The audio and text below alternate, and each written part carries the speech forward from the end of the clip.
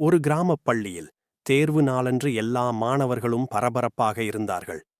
ராஜு மட்டும் அமைதியாக இருந்தான். அவன் தன் பேனாவை பிடித்துக்கொண்டு, என்னால் முடியுமா என்று மனதில் பயந்தான்.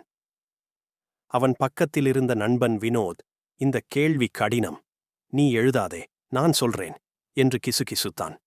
ராஜு ஒரு நிமிடம் தயங்கினான். அடுத்த கணம் அவன் மெதுவாகத் தலையை அசைத்தான்.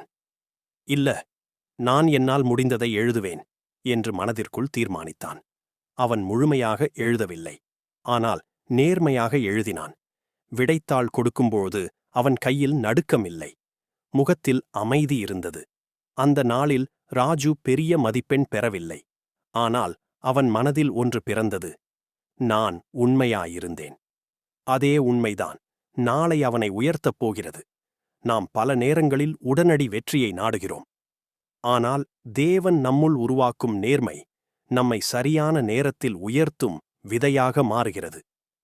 பரிசுத்த வேதாகமம் கூறுகிறது, உத்தமமாய் நடக்கிறவன் பத்திரமாய் நடக்கிறான், கோணலான வழிகளில் நடக்கிறவனோ கண்டுபிடிக்கப்படுவான். நீதிமொழிகள் 10:9.